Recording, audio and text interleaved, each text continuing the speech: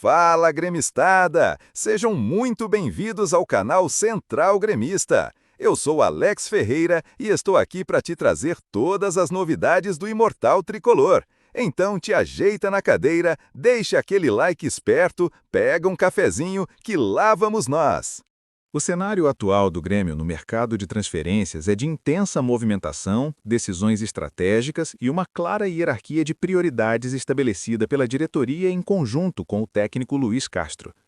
Como já trouxemos anteriormente, o clube definiu 3 pilares fundamentais para reforçar o elenco nesta temporada: a busca por um camisa 10 de ofício, a contratação de um volante de contenção, o chamado camisa 5, guardião da defesa, e a chegada de um lateral direito. A promessa feita pela direção ao treinador português foi enfática, no sentido de que o meio-campo defensivo e a lateral seriam fortalecidos com urgência, dada a carência técnica e física percebida no atual plantel. No caso da lateral direita, a necessidade decorre da falta de confiança em João Pedro, da idade avançada de Marcos Rocha e da avaliação interna de que Vitor Ramon, apesar do potencial, ainda não está em estágio de maturação pronto para assumir a titularidade absoluta sob a pressão das grandes competições. Assim, Luís Castro solicitou um reforço imediato para o setor, e a cúpula gremista comprometeu-se a entregar essa peça. Contudo, o grande dilema que tem tomado conta dos bastidores do CT Luiz Carvalho diz respeito ao articulador, o camisa 10. Após vasculhar minuciosamente o mercado nacional e internacional, realizando sondagens e tentativas frustradas, o Grêmio não conseguiu avançar por nenhum nome que preenchesse os requisitos técnicos e financeiros. Diante dessa dificuldade, a informação de momento é clara. O Grêmio mantém as negociações pelo volante e pelo lateral direito, mas decidiu colocar a busca pelo camisa 10 em stand-by. Essa pausa estratégica significa que o clube deve apostar no elenco atual até a janela de julho, monitorando o desempenho de Monsalve e William para decidir se voltará ao mercado no meio do ano. Essa decisão de pausar a busca pelo meio articulador pode não agradar a uma parcela significativa da torcida que clama por um novo organizador de jogo há bastante tempo. O Grêmio reconhece essa lacuna, mas entende que as apostas anteriores ainda precisam de uma resposta definitiva antes de novos investimentos pesados. A trajetória recente do setor mostra um histórico de altos e baixos que justifica a cautela atual. Franco Cristaldo, por exemplo, foi uma contratação de peso vinda do Huracan, chegando com a credencial de melhor jogador da Liga Argentina e custando caro aos cofres tricolores. O início de Cristaldo foi promissor, acumulando gols e assistências, especialmente durante o período em que dividiu o campo com Luís Soares, onde alcançou números expressivos e quase integrou a seleção do Campeonato Brasileiro. Entretanto, após esse período esplendoroso, o futebol de Cristaldo sofreu uma queda drástica. O jogador, que antes era o motor criativo da equipe, sucumbiu tecnicamente e hoje parece distante daquele atleta que encantou a torcida em sua chegada. Atualmente, Cristaldo está fora dos planos imediatos da comissão técnica e sua negociação é vista como provável, seja nesta janela ou na de julho, abrindo espaço na folha salarial e no elenco. Para suprir essa queda, o Grêmio investiu em Miguel Monsalve, joia colombiana do Independiente Medellín e aposta da seleção de seu país. Monsalve teve um início arrebatador, demonstrando qualidade técnica diferenciada e marcando golaços, mas sua trajetória foi interrompida por lesões. O histórico clínico do jovem colombiano é o que mais preocupa a direção e a comissão técnica, pois ele teve pouquíssimos minutos em campo desde que desembarcou em Porto Alegre. Agora, recuperado, ele carrega a esperança de ser o cara desse meio-campo, dividindo a responsabilidade com William. William, embora seja ponta de natureza, já desempenhou a função de articulador central em momentos da carreira, inclusive em sua passagem pelo Chelsea, e está em processo de readaptação. Ele teve um bom desempenho no ano passado, mas iniciou a atual temporada abaixo das expectativas, apresentando-se aparentemente acima do peso ideal. Por outro lado, Monsalve reapareceu bem fisicamente, parecendo mais magro e ágil, o que reacende a confiança de que ele possa ter uma sequência de jogos sem novas lesões.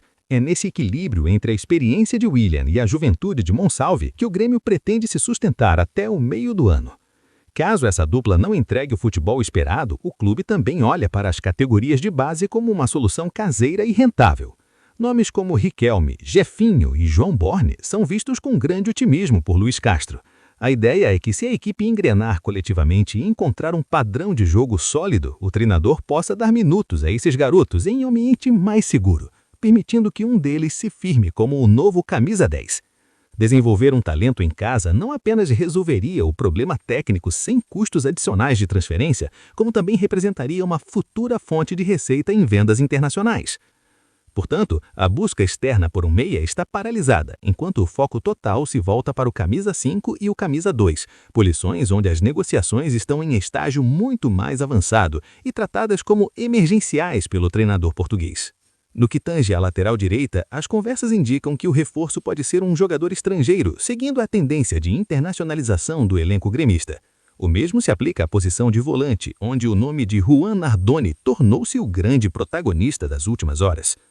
Inicialmente, as tratativas por Nardoni pareciam ter estagnado. O Racing, clube detentor dos direitos do jogador, mostrou-se irredutível em diversas ocasiões, recusando propostas anteriores e batendo o pé numa pedida de 10 milhões de dólares. O Grêmio, em um primeiro momento, sinalizou que havia atingido seu limite financeiro ao oferecer algo próximo de 50 milhões de reais, cerca de 8 milhões de dólares em valores totais, e indicou que poderia abandonar o negócio para buscar alternativas no mercado europeu após o fechamento da janela do velho continente. O jornalista Gabardo chegou a mencionar que o plano B seria um jogador atuando na Europa. Entretanto, o cenário sofreu uma viravolta dramática nas últimas horas. O que antes era negado veementemente pelos dirigentes em Porto Alegre passou a ser confirmado com otimismo. Fontes internas admitem agora que existe uma proposta oficial e que o acerto com Juan Nardoni está muito próximo de ser concretizado. O avanço ocorreu após o Grêmio ajustar os termos da oferta para 8 milhões de dólares por 80% dos direitos econômicos do atleta, sendo 6 milhões pagos de forma imediata e 2 milhões condicionados a variáveis de desempenho. Se confirmado, este se tornará o negócio mais caro da história do Grêmio, superando investimentos anteriores e demonstrando a disposição da diretoria em entregar a Luís Castro o cão de guarda solicitado.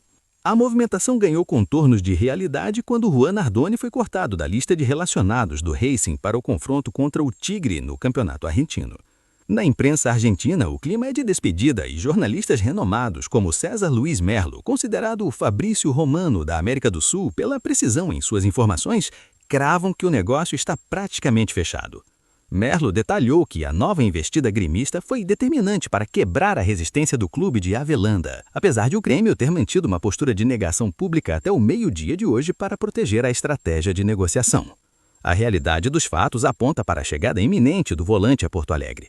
Nardoni, de 23 anos, é visto como um jogador de perfil moderno, um camisa 5 que combina marcação intensa com qualidade na saída de bola, sendo frequentemente comparado ao estilo de Vila Sante, porém com um vigor defensivo ainda mais acentuado. Sua chegada projeta um meio-campo robusto, onde ele deve assumir a titularidade absoluta ao lado de nomes como Arthur, formando um quinteto de opções para o setor que inclui também Thiaguinho e Noriega. Com a consolidação desse setor, jogadores que perderam espaço como Dodi e Edmilson devem ser disponibilizados para negociação, visando aliviar a folha salarial e equilibrar o elenco conforme as diretrizes de Luís Castro. A expectativa em torno de Nardoni é imensa, não apenas pelo valor investido, mas pelo que ele representa taticamente. Ele deve assumir a camisa 5, que ficou vaga após a rescisão de contrato de Rodrigo Eli, que se transferiu para o Almeria. A contratação de um jovem de 23 anos com o potencial de Nardoni é vista como um investimento seguro, capaz de dar o retorno esportivo imediato e um retorno financeiro futuro. O Grêmio entende que, ao fechar essa lacuna no meio-campo e garantir o novo lateral direito, ele terá dado ao técnico as ferramentas necessárias para estabilizar o sistema defensivo que tem sofrido com exposição. A estratégia de colocar o camisa 10 em segundo plano é um risco calculado. A diretoria acredita que o crescimento coletivo da equipe sob comando de Castro facilitará a adaptação de Mo Salvi e William, além de abrir caminho para a base.